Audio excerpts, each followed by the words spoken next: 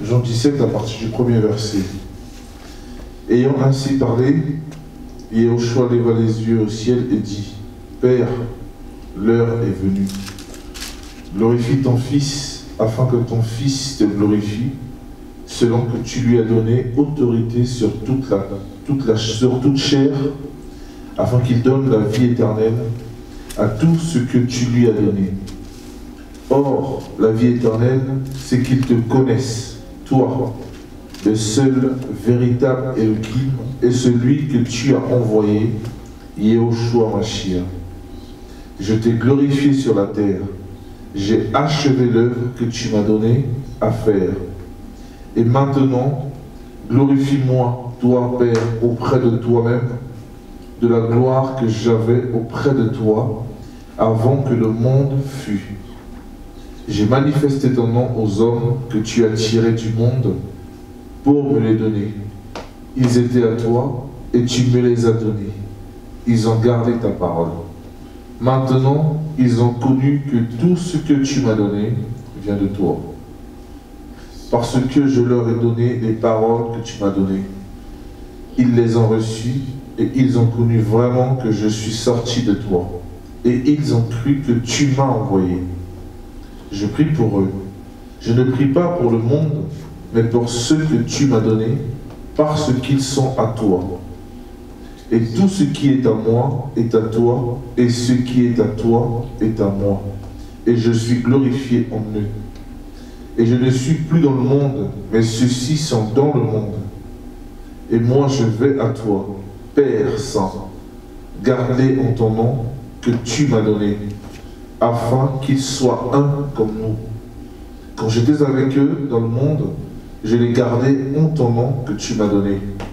Je les ai gardés et aucun d'eux ne s'est perdu, excepté le fils de perdition, afin que l'écriture soit accomplie. Et maintenant je vais à toi, et je dis ces choses dans le monde, afin qu'ils aient ma joie parfaite en eux-mêmes. Je leur ai donné ta parole, et le monde les a haïs, parce qu'ils ne sont pas du monde. Je ne te prie pas de les ôter du monde, mais de les préserver du mal. Ils ne sont pas du monde, comme aussi je ne suis pas du monde. Sanctifie-les par ta vérité. Ta parole est la vérité. Comme tu m'as envoyé dans le monde, je les ai aussi envoyés dans le monde. Et je me sanctifie moi-même pour eux, afin qu'eux aussi soient sanctifiés par la vérité. Or, je ne prie pas seulement pour eux, mais aussi pour ceux qui croiront en moi par le moyen de leur parole, afin que tous soient un, comme toi, Père, tu es en moi et moi en toi, afin qu'eux aussi soient un en nous, et que le monde croit que c'est toi qui m'as envoyé. Amen. Amen. C'est magnifique, ça. C'est magnifique.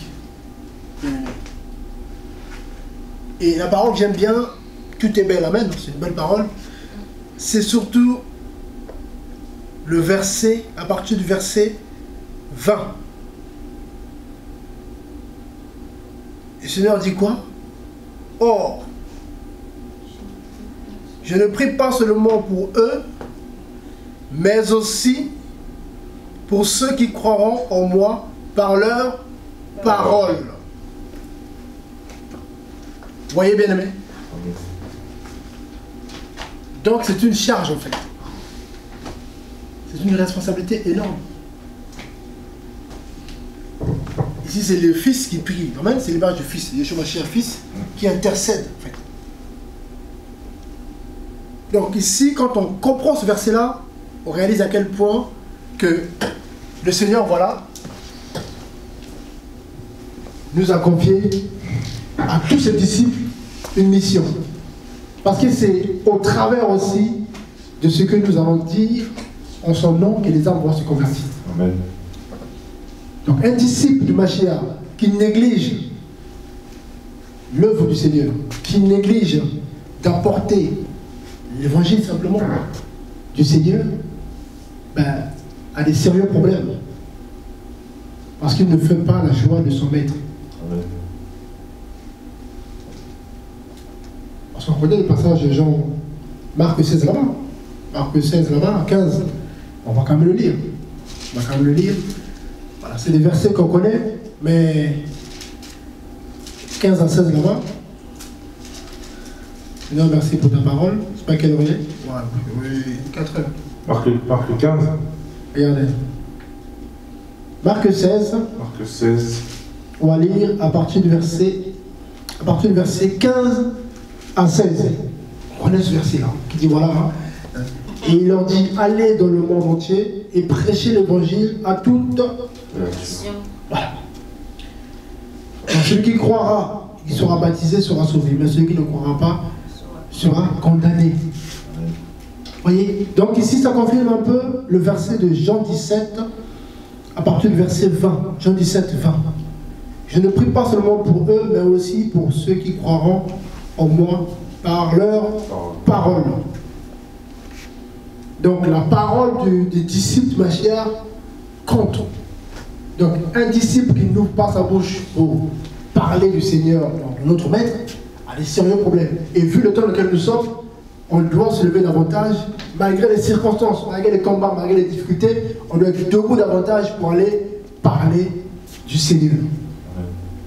Parce qu'à la fin, le Seigneur est clair. Donc on a lu Marc 16. Voilà. 16. Voilà. Celui qui croira, qui sera baptisé, sera sauvé, mais celui qui ne croira pas sera condamné. Donc croire ou pas croire, ce n'est pas notre affaire. Ce n'est pas notre problème. Tu crois, tant mieux pour toi. Amen. Tu ne crois pas aussi, tant mieux pour toi. Mais nous, on a fait notre part. On a joué notre rôle d'ambassadeur. On t'a présenté le Seigneur. Si tu crois, tu es béni. Si tu persévères, tu es sauvé. Si tu ne crois pas, tu es dans la malédiction. Si tu persévères, tu es condamné. Mais nous, on va faire notre part. Mais aujourd'hui, malheureusement, on le fait de moins en moins. C'est ça en fait le combat aujourd'hui. C'est que malgré les situations, on doit davantage aller annoncer le Seigneur. Davantage.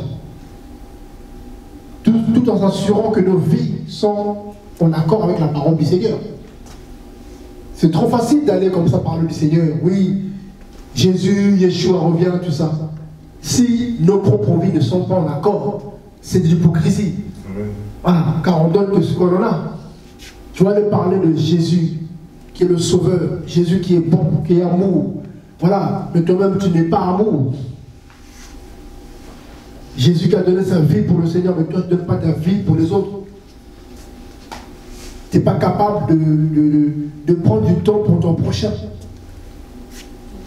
Voyez un peu, donc, quand on dit on va prêcher, on va évangéliser, attention, est-ce que réellement nos vies reflètent Christ?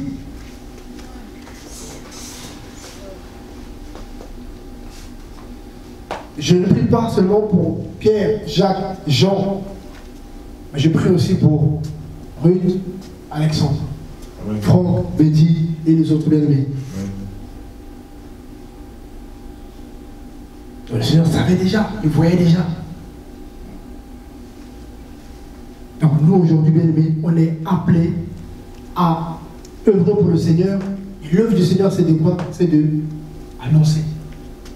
Annoncer que le Seigneur qui est monté va revenir. C'est le message du temps. Le Seigneur va revenir. Que le diable le veuille ou non, le Seigneur a dit, je reviendrai. Et il va revenir. On doit le rappeler à l'humanité que Christ va revenir, le Mashiach va revenir. Amen. Donc, soyons prêts. Humanité, sois prêt pour recevoir ton Créateur. Amen. Voilà. Après, tu choisis. Si tu acceptes, amen. Si tu ne veux pas, ce n'est pas grave. Mais nous, on doit faire la volonté de notre Maître. Bien aimé. Et aujourd'hui, c'est vrai que ça ne passe pas trop, c'est pas évident. Parce qu'on pense beaucoup à nous-mêmes d'abord. On pense à nous-mêmes parce qu'on a nos combats, c'est pas facile. Et ça peut devenir un piège après. On peut devenir des ouvriers paresseux. On peut devenir des égoïstes. Parce que tu as la vie. Tu as la vie dans ta bouche. Parce que, amen, la parole c'est la vie. Donc, nous allons déposer dans notre bouche la vie. on doit la partager. Donc si on garde cette vie pour nous-mêmes, on est égoïste. Bien aimé. Et d'ailleurs, je vais reprendre un autre verset s'il vous plaît. Merci Seigneur pour ta parole, regardez. Parce que l'heure est grave, bien aimé, et aujourd'hui, on ne peut qu'insister sur ces choses-là pour rappeler en tout cas voilà, aux amoureux de la vérité que on doit persévérer dans la volonté du Seigneur. Par exemple, prenons par exemple Philippiens 2, on va lire à partir du verset, je vais regarder, donc Philippiens 2, à partir du verset 11 là-bas. Donc merci pour ta parole. Regardez, Philippiens 2, à partir du verset 11.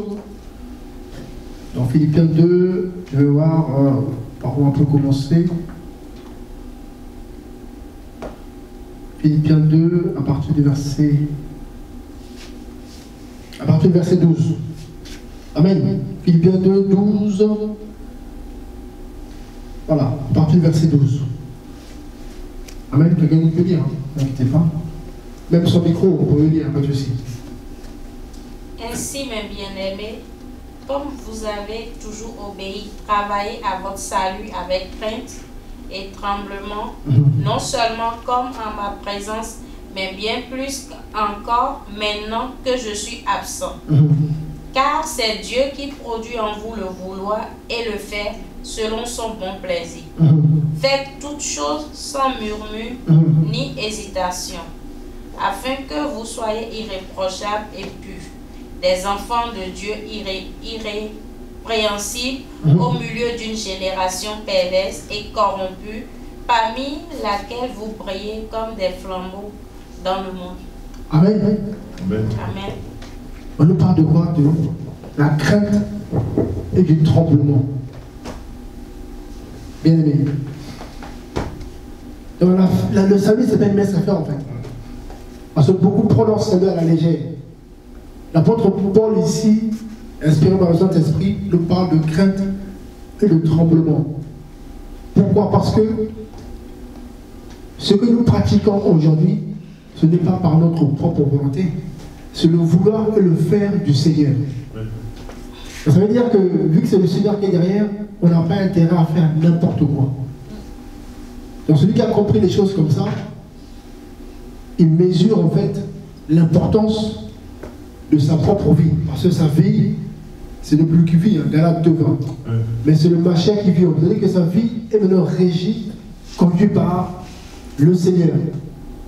Donc il doit agir, poser des actes avec crainte et tremblement. En gros, il doit peser le pour et le contre avant de poser un acte.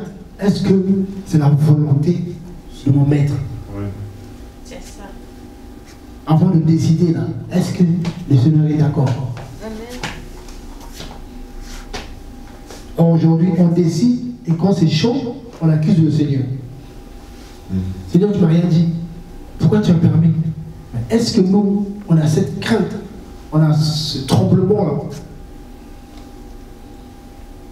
que comme quoi il y a un maître qui nous regarde, qu'au-dessus de nous, on a un chef. Bien aimé, nous sommes des serviteurs et des servantes du Seigneur. On est au service de quelqu'un.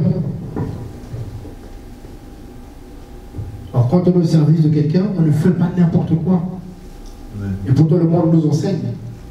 Dans nos vies de tous les jours, on est des salariés.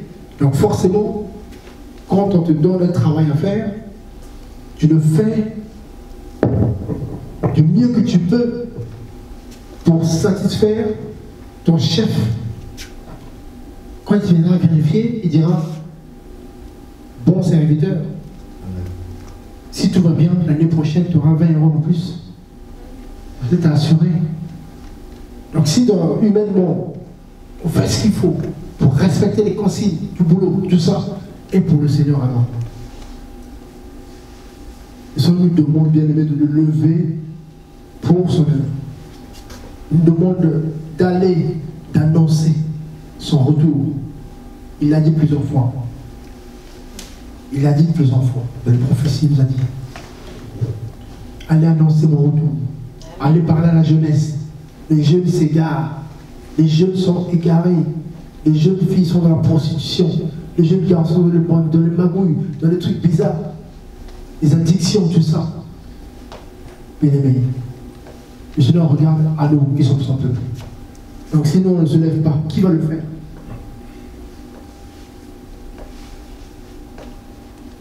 On n'a pas à s'inquiéter du lendemain. Car le Seigneur au contrôle. Mais il pleut, qu'il neige, il le met de plein de circonstances. Que ça nous plaise ou pas, il fait ce qu'il veut. C'est ça son avantage. Amen. Amen. Nous, on est humains. Lui, il est Dieu. Amen. Donc, il a des temps d'avance sur nous. Donc, on ne peut pas résister. Donc, soumettons-nous simplement à sa volonté. Faisons ce qu'il demande de faire. Déjà, en pratiquant sa parole. On doit pratiquer sa parole. On ne peut pas se permettre aujourd'hui, vu le temps qui court, de ne pas être à 100% pour le Seigneur. Ce n'est pas possible. C'est grave d'ailleurs, c'est pas normal, je pense que c'est pas normal. Il y a tellement de choses qui doivent nous pousser à la repentance, si ce n'est pas le cas, qui doivent nous pousser à augmenter les choses de notre marche. Si on était à 80%, on doit augmenter à 100%. Amen. Parce que le 100%, en gros, on doit tout faire. Parce qu'on sait que tout est là sous nos yeux. Bien aimé. Que personne ne nous égare, que rien ne nous endort, que ce soit nous-mêmes. Même toi-même, tu peux t'endormir, toi-même. Toi-même, tu peux t'égarer toi-même. C'est pas ton mari, c'est pas toi-même. Tu adoptes des habitudes, des manières de faire qui deviennent un piège pour toi. Bien aimé. Je pense que cela a permis ce moment pour pouvoir discuter, on a beaucoup échangé. Mais on a compris que le message que je voulais partager, c'était le temps. On arrive à un temps où notre foi va être mise en rude épreuve. Je pense qu'on est d'accord là-dessus. Voilà. C'est clair. Donc on doit s'armer grâce au Seigneur. Ce n'est pas par lâcher la main. Donc là, c'est le moment d'implorer la grâce du Seigneur. Seigneur, s'il te plaît, rends notre foi inébranlable. Parce que quand ça va chauffer, ça va arriver de partout. Tu attends que ça arrive de dehors, ça peut arriver de ta maison même.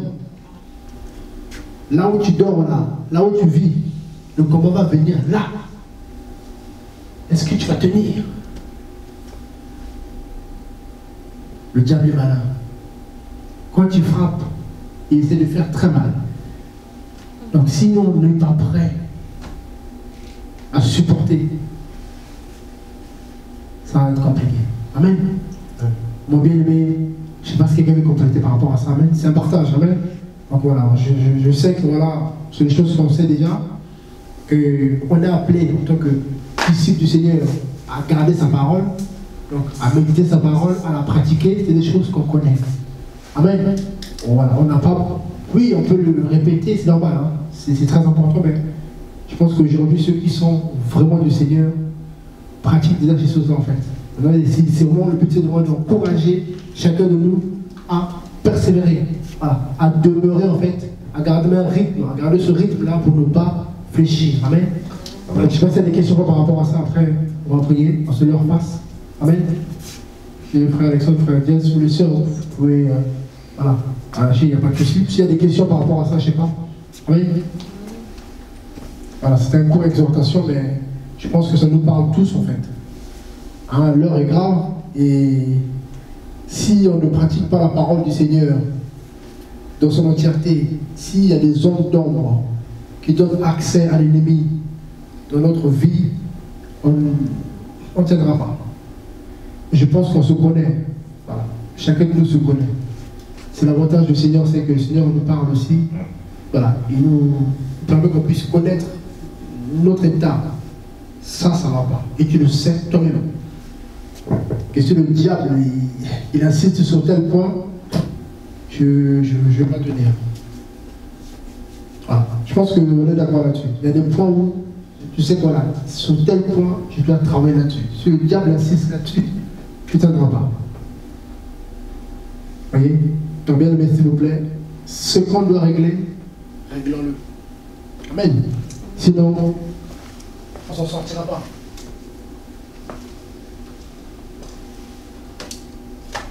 Amen. Parce que c'est bien, on est là, on s'encourage. Mais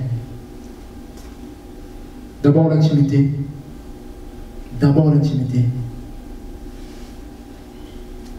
Ah, j'aime bien ce passage aussi.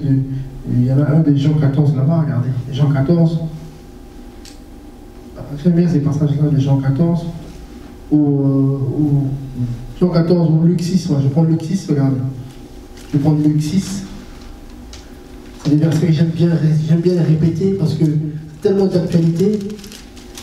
Luc 6. Après, il y a la parabole après des 4 terrains. Alors, on est à Luc 6. Luc 6 à partir du verset. Luc 6 à partir du verset 46. Parce qu'après, le verset 47 qui parle un peu voilà, de la parabole des 2 maisons. Amen. Je vais quand même faire la lecture. Luc 6 à partir du verset 46, on dit quoi? Et c'est quand même fort, comme parole du Seigneur. Mais pourquoi m'appelez-vous Seigneur, Seigneur, et ne faites-vous pas ce que je dis? Ouais. Voilà. Aujourd'hui, on entend Seigneur à gauche, à droite. Jésus ici, Yeshua, comme on veut, Mashiach, on l'appelle. Mais pourquoi on ne fait pas ce qu'il dit? Donc on doit faire ce que le Seigneur dit.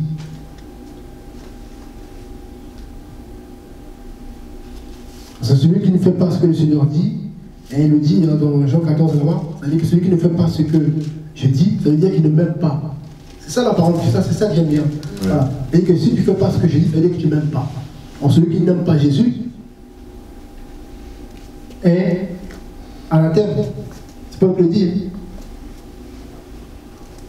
Si quelqu'un n'aime pas Jésus,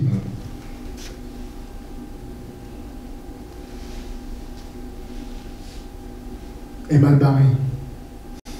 Oui. Jean 14, merci Seigneur. Regardez. À partir du verset 21 là-bas. Jean 14, à partir du verset 21. C'est ça, hein, voilà. Juste ce verset-là, je crois. Je vais lire rapidement. Jean 14, 21. Alors, qu'est-ce qu'il dit? Celui qui a mes commandements et qui les garde, c'est celui-là qui m'aime. Et celui qui m'aime sera aimé de mon Père. Je l'aimerai et je me ferai connaître à lui. Donc celui qui a mes commandements et qui les garde, bien aimé. Donc si tu ne gardes pas le commandement du Seigneur, c'est que tu ne l'aimes pas. Si tu ne gardes pas sa parole, c'est que tu n'aimes pas le Seigneur. Et ceux qui n'aiment pas le Seigneur s'exposent à des choses terribles. Donc s'il vous plaît, j'espère que ce n'est pas le cas pour nous. J'espère que nous connaissons déjà sa parole. Parce qu'il y a plusieurs paroles du Seigneur, malheureusement. Il y a beaucoup d'enseignements, malheureusement. J'espère que nous connaissons la parole exacte du Seigneur. Et j'espère que nous la pratiquons. J'espère pour nous. Si ce n'est pas le cas, on doit se ressaisir. Voilà, on doit corriger ce qu'il y a à corriger et pratiquer la parole du Seigneur pour ne pas être disqualifié. Parce qu'à la fin, le Seigneur va disqualifier les ouvriers, les serviteurs, les disciples tièdes, au froid. Le Seigneur veut qu'on soit chaud bouillant. Il ne veut pas de disciples froids. Il ne veut pas de membres tièdes dans son corps. Car nous sommes le corps de Mashiach. Donc il veut que tous ces membres soient à bonne température. Amen. Le corps c'est 36 degrés à peu près. 36 là-bas, je pense. Donc il veut que tout le monde soit à 36. S'il y en a un qui est à 15, 12, le Seigneur finit par le remplacer. Donc ne soyons pas de ceux-là qui vont se faire remplacer par le Seigneur. Ça serait un gâchis. Amen. Bon, soyez bénis. On va dire merci au Seigneur. On va rendre gloire au Seigneur. Je ne sais pas si mon frère quelque chose à partager aussi. Je ne sais pas quelle heure est. Ça va? Il y a 4 heures. Pas trop fatigué? Non, non.